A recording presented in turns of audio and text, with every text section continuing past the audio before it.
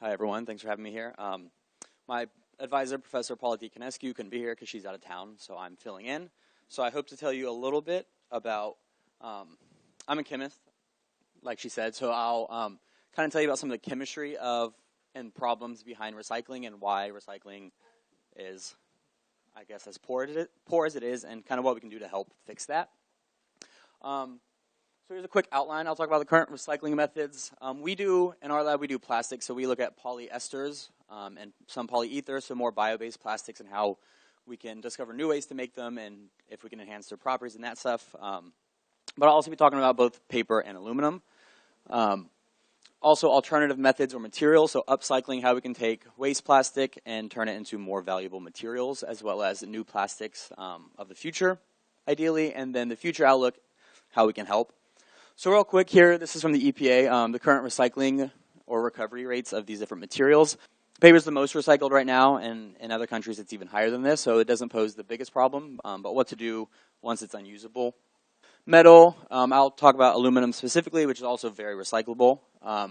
Glass I won't touch on, but that's very energy intensive, and then plastic is pretty abysmal. We recycle typically less than 10%, so we really need solutions on what to do there. I think as all of us know that.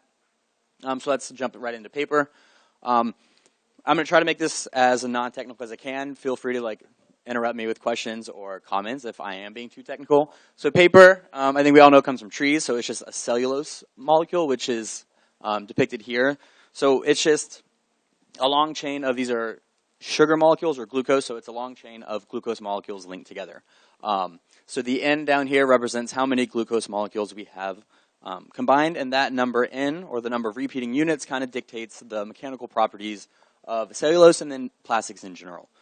So the longer that N is, usually the better. So how is current plastic made? It's pretty even split down the middle, or down three. So 33% of virgin paper, did I say plastic? Of paper comes from recycled paper. 33% comes from plants or trees, and the last third comes from basically sawmill waste. So paper, you'll always need some virgin input, which is slightly a problem, but you can always do stuff after with that waste paper. And so the whole process right here, some of you might know more about the actual details and steps, but you collect it, you sort it and bale it, and then when you send it off to actually get recycled, they make a pulp, which is how virgin paper is made, but you just put it in this make a big slurry of it, and that's where you can add some chemicals or some processes to de-ink it, dry it, and then you have new paper again. The one problem with that is that the number of repeat units get shortened over time, so that de-inking and recycling process shortens that chain, which then limits its mechanical properties. So the EPA estimates that the maximum number of recycles for virgin material from you first make it to its end life is about 5 to 7 times. And then the mechanical properties of the shortened cellulose molecules is too poor to use. So what can you do with it?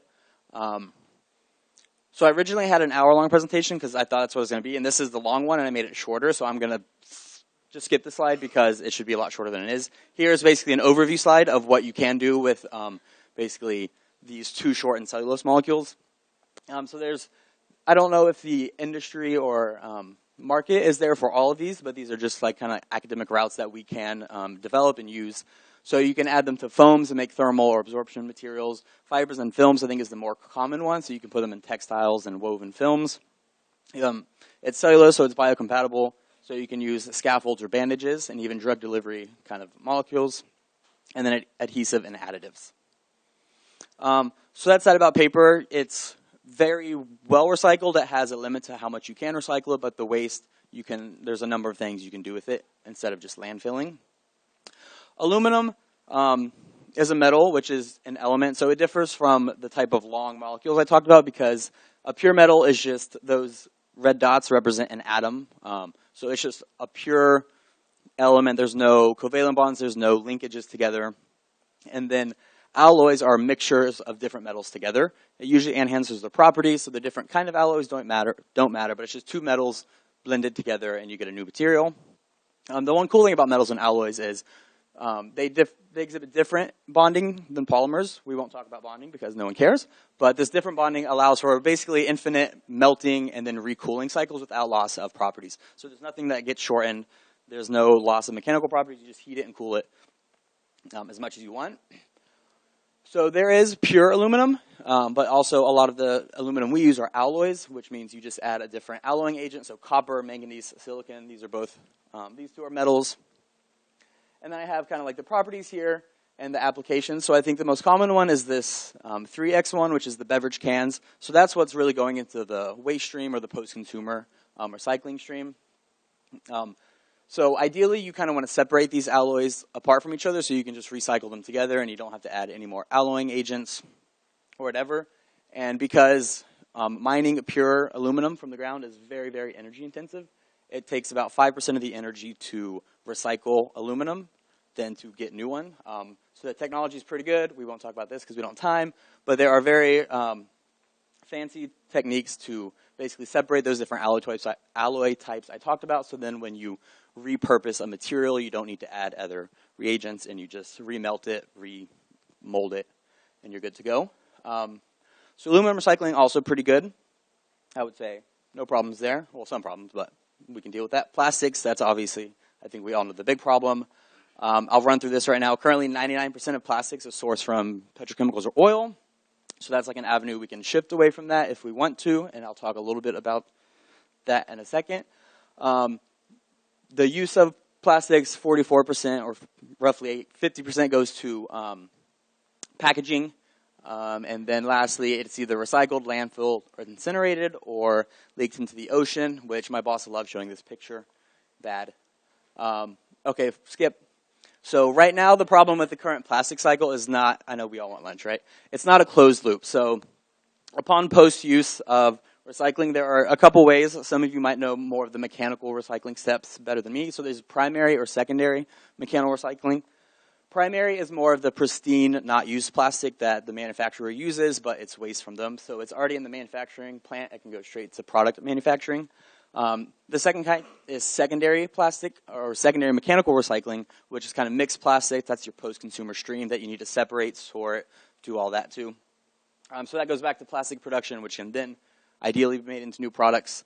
All that gets used and then goes back into post-use. And the one off-cycle, which is also one of the more common, some people call it recycling. I would say it's not. It's just burning it for energy. So I don't know if that's really recycling.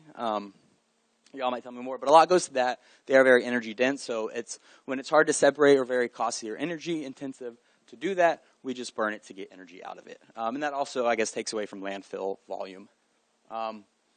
So here's the different codes of plastics, so 1 through 6. I think we're all familiar with that. If you want a little bit of chemistry, here's the structure. These lines are carbons. So if you care. So over there we have the plastic demand by resin type. So you can see about 75% is of these 6 plastics we have up here. And then I want to point out here, are they currently recyclable and the recovery rate? So PET or polyethylene terephthalate is the most recyclable with 20% recovery. HDPE type 2 is also pretty recyclable with 10% recovery rate. And then everything after that is below 5 or below. And those pose the problems, and those are just more difficult to recycle, and I'll talk about kind of why. So all of these, you might know, are a type of plastic called a thermoplastic, which sounds fancy. But all that means is you can heat it. It turns into a more rubbery or liquid type, so it can be molded. And then when you cool it back down to room temperature, it hardens. So that basically means it has what's called a glass transition temperature, which means when you heat it, it turns into a rubber, and then it's molded and cooled. So these can be easily recycled because you can take a bunch of plastic bottles. If they're pretty pristine and the same polymer type, you can just heat them, remold them, and get what you want out of them. The other type is thermoset. We'll talk about that later. So the problem with the whole secondary mechanical recycling process is it's pretty harsh on them. You have to grind them, you heat them, you sort them. So this glass transition temperature I just talked about is a function of the length, again, kind of like I talked about with paper, and so is the strength. So you can see as the number of repeat units increases, your strength increases. So the more mechanical recycling you go through, this length is going to decrease, and your strength is going to decrease. The same goes for glass transition temperature. You don't want a glass transition temperature below room temperature because then you have a rubbery liquid thing, and you don't want that for a water bottle. So the longer the polymer, usually the better, and they're usually up in the numbers of the hundreds of thousands kilodaltons. So just keep that in mind when we talk about recycling, and that's kind of why when you mechanically recycle plastics, they always get downgraded into lesser quality plastics, and that's usually partly due to the process of shortening these plastic or polymer molecules. So mechanical recycling, I mentioned primary is closed loop, and it's less common and not really good for post-consumer stream. Secondary requires a lot of sorting, separation, purification, and usually produces lower quality plastics. One cool type of recycling is tertiary recycling. This is more common for PET because of how it's made, but it basically means you recover either the monomers, which is the building blocks to make these long molecules, or you recover feedstock, which can then be converted by some chemical means or another to make new polymers. So this is a polyurethane, a little bit of chemistry, but you can just see there's a long molecule here. When you undergo tertiary recycling, you get these smaller molecules, which can then be put back into the process to make basically virgin plastic materials from the starting materials. So this is a nice way to basically get starting material back. You don't always get the monomer itself or the building block. Sometimes you just get waxes or gas, so that's kind of like cracking or gasification. So then you still need energy input to get your starting materials back. And the last type is, in all the reviews, it's called recycling, but it's just burning it for energy. So here I have basically the energy value for all these type of plastics. They come from petrochemicals, so you'd think they should have a high energy content like oil, and you can see they do. So here we have some of the type 1 through 6, some of them, and then you can see they give you either the same amount of energy or even more energy per kilogram per mass of heavy oil or gas oil. And you can see just a household plastic waste mixture gives you 31, so that's a mixture of all kinds of solid waste. So it's easy and it takes away volume, if you will. But it's the same outcome as burning fossil fuels or burning gas. You're getting energy and producing everything you don't want. This is a lot of chemistry, so we're going to skip it. So let's go to thermosets. We like thermosets because they're very robust. They're not sensitive to heat. And the reason that is, you can see these thermoplastics are just chains that kind of move about each other. Thermosets, when they're cured, you either heat them or add a chemical. They cross-link, so all of these long chains of molecules bond together chemically, and that makes them very robust. And upon heating, they don't have that glass transition temperature, so you can't remold them, which is good for the properties we want them for. But then recycling, you're kind of screwed there. So skip that. One way to kind of get around this is have, instead of that cross-linking be permanent, you can have basically dynamic cross-linking, where upon some kind of stimulus, you can de-cross-link that, and then you kind of have your individual polymer chains, and then that can be used in a different way. So there are a couple of ways to do that, and there's a lot of research looking into that. So you can have a fully degradable cross-link thing, and then it just goes away because it degrades. You can have partially degradable. But here, I think the cool thing about the dynamic covalent cross-link is you can, using some stimulus, you can have the cross-link, and right here you turn it off, and then using the same stimulus, you regenerate your thermoset. So upon the need to recycle or reform them, you would uncross-link everything, and then it's easier to work with. A lot of chemistry. This is how we do it. So here's the new one had a nice cartoon, but that's just ways to do and redo the cross-linking. The cartoon's not on this one. So that's kind of the challenges of a lot of the current plastics. So a lot of the later numbers go through pyrolysis. We just heat them to get basically anything we can, and then we take the waxes and the gases we get, either crack them further to get starting materials, use them for oil or energy needs. With PVC, that's a big problem because it's chlorinated, so as you heat it under pyrolysis, you release HCl gas, which is very corrosive and noxious, so that basically corrodes all your equipment, so that you need to capture that HCl, neutralize it, and make sure it doesn't contaminate your other plastics. So I have 3 minutes, so let's talk about upcycling. This is kind of what I'm talking about here. So this is a recent paper where they study on this catalyst, which is a molecule that makes a reaction happen, if you will. So this is a new catalyst they report, and it takes single-use polyethylene. Using this catalyst, you get very selectively long enough carbon chains that it's motor oil. So you need a little bit of temperature, some hydrogen, and a little bit of pressure, but you get mostly these high-quality liquids that can be used for motor oil. You don't get any low number gases. So basically this report is just studying a new catalyst. There's one that does this now, but it produces a whole range of wax to gases to liquids. And if you can do it selectively to get one product, collect it, and use it, that's much more efficient. This one's actually really cool. So I think most people know we need to sort the plastics because they don't blend well together. So this is a microscope image of a blended polyethylene polypropylene, and when you see these big circles, those are basically regions of polyethylene or polypropylene kind of like bundling up because they don't want to be intermingled. So that, you can imagine, ruins mechanical properties. If you have big areas of like different kinds of plastic together, the mechanical properties aren't as uniform. But if you add this polymer, which is just, this is polyethylene and this is polypropylene, so it's just like a couple of blocks combined together. If you blend that in all together, you get these new polymers, which this is basically just how strong they are. So this is a polyethylene and polypropylene blend without anything, and you can see let's call this the maximum strength it can take. The x-axis is 10, which would be way over here, so you can't even see it. Sorry, I'm touching the TV. So these are just different blends of adding this, it's called a compatibilizing agent, into the blend with the polyethylene and polypropylene, and then you get strengths all the way out here. So you can see pure polypropylene and pure polyethylene are out here, and then a couple of the blends are even better than polypropylene. Not quite polyethylene, but compared to this one, it drastically increases the blending, basically compatibilization. So then you don't have to separate those two, and you can just blend them and recycle them together. New plastics, there's a growing demand for bioplastics. I think some would argue will it ever get as high as polyethylenes. I'm not a market person, so I won't tell you. But there are a lot of different kind of plastics. I think we're all familiar with PLA. That comes from starch or lactide. So starch-based bioplastics are the most common right now. You can take them from agricultural waste or cellulose, which is kind of what I talked about earlier. Sugars, glucose, fructose, sucrose, and make all these different, usually polyesters or polyethers, which is kind of what we do in our lab. You can take these still olefin-based or this double bond here and make different kind of elastomers and resins.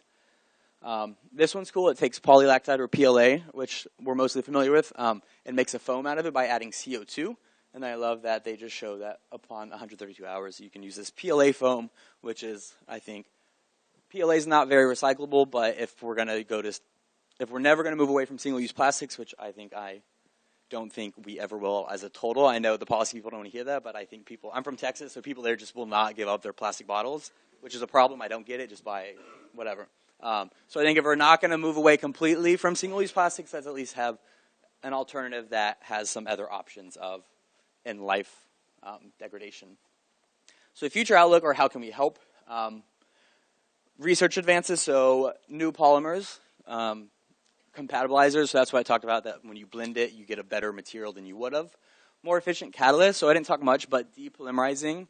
There are molecules that can facilitate a depolymerization reaction to get just the starting material. So studying better catalysts and better ways to get those monomers back, and then we can just reproduce the plastics. And then advanced sorting, so that's on you engineers. And then lastly, I think there just needs to be a market for, I don't know if you can force a market, but there needs to be a market for other plastics or new plastics that we come up with. So this is from McKinsey & Company, and they're just showing that if the plastic industry and the petrochemical industry invest about $15 to $20 billion, they would get on average 80, or they could achieve a 50% recovery rate by investing that much money, whereas they're currently investing 80 to 100 billion, and this is where all the plastic come from. Okay, sorry I had to blow through that. I made a shorter one, but it got lost in translation. So I think I'll do questions later, right?